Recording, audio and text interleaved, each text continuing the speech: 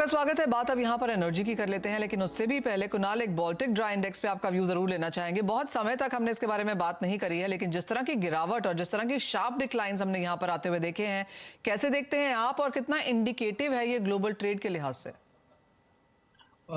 Ji it's a very good topic you brought in right now. Last 3 दिन 4 दिन से without any volume जो हम चेन देख रहे हैं बाल्टिक इंडेक्स में, मैं उसको बहुत क्लोजली मॉनिटर करता हूँ। So open high low close same है और कोई वॉल्यूम नहीं हो रहा है। So I don't think so it's a right indicator right now to think that it is crash. So I think maybe next week onwards we will see the trade resuming. मेरा view shipping को लेके bullish है। I am very okay. Bullish on the shipping sector, और ये with China reopening its economy, it's going to be very bullish for the dry bulk segment going okay. forward. Okay.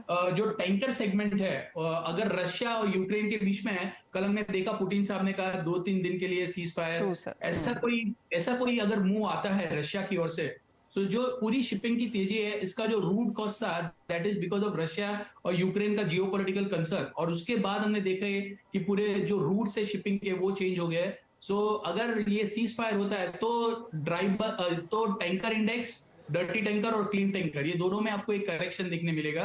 But broadly speaking there is a scarcity, the supply side बहुत tight है।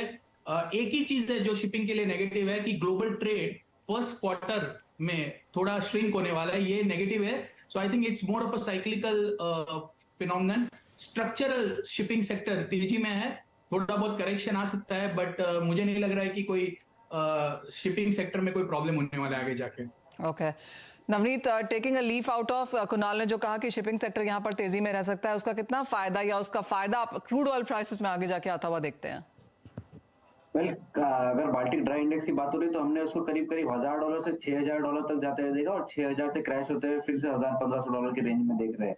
और जैसे कुणाल ने बताया, thin volumes के साथ liquidity नहीं है और उसके बावजूद हम प्राइस में करेक्शन देख रहे हैं, तो that's not much to read about. हाँ, बट रहा सवाल क्रूड ऑयल का, तो हमने लास्ट कुछ दिनों में क्रूड ऑयल को एक ब्रॉड रेंज में ट्रेड होते हुए देखा। $70 और $77 ये रेंज में WTI ट्रेड हो रहा है। ब्रेंट में करीब $80 $82 के रेंज में ट्रेडिंग हो रही है। मेरा मानना यह है कि काफी सारे positive factors already built in हो गए हैं प्राइसेस के अंदर, और यहाँ पर नेगेटिव कैटलिस्ट भी कुछ खास नहीं है। इफ चाइना की तरफ से जो रीओपनिंग की बात हो रही है वो पूरी तरह सक्सेसफुल होती है और ओपेक अपना प्रोडक्शन कट मेंटेन करता है, और 4 फरवरी के बाद जो मीटिंग है उसमें भी जो स्टांस है वो अकोमोडेटिव रहता है अगर ओपेक की तरफ से, तो मेरे हिसाब से एक नीजर रिएक्शन या करेक्शन के बाद में फिर से एक न्यू पॉजिटिव मोमेंटम हमको क्रूड ऑयल प्राइस में देखने मिल सकता है।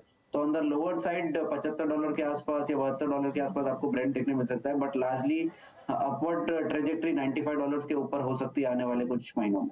ऑल राइट, तो 75 to 95 क्रूड ऑयल यहाँ पर रह सकता है। अजय, एक और बात जो अब एक न्यू मैप हम बनता हुआ देख रहे हैं कि जहां तक सप्लाई की बात है वो तो रशिया, यूएस और ओपेक को हम फॉलो करते हैं, लेकिन जैसे ही डिमांड की बात आती है हम चाइना को यहाँ पर फॉलो करते हैं। कैसे देखते हैं आप इन दोनों को और क्या एक बैलेंस बनता हुआ दिखेगा?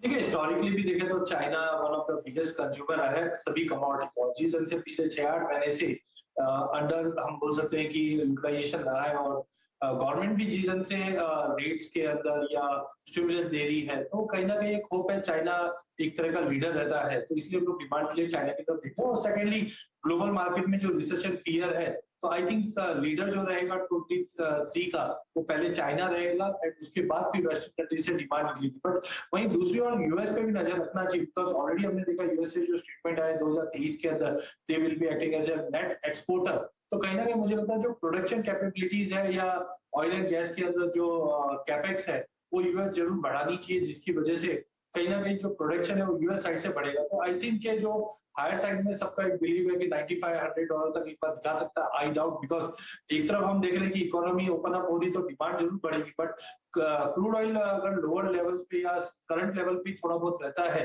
तो विच विल बी बेनिफिशियल। तो अपसाइड मुझे रियली ज्यादा बड़ा तेजी नहीं लग रहा, बिकॉज एक तरफ रिसेशन फियर की वजह से डिमांड में थोड़ा डेट है, दूसरी ओर चाइना कोशिश जरूर करी, but on the other side supply धीरे धीरे बढ़ती हुई दिखाई देगी। लेट्स सी अभी ओपेक उसके अंदर क्या आगे लाइन अप करके चलता है, but I think 90-92 is already हमने जो देखा था वो एक हाइप हो सकता है, उसके बियॉन्ड नहीं। चाइना से डेफिनेटली न्यू ईयर हॉलीडे पे जाने से पहले थोड़ा बहुत डिमांड है, उसके बाद एक सिलेक्ट वापस हम चाइना से भी देख पाएंगे।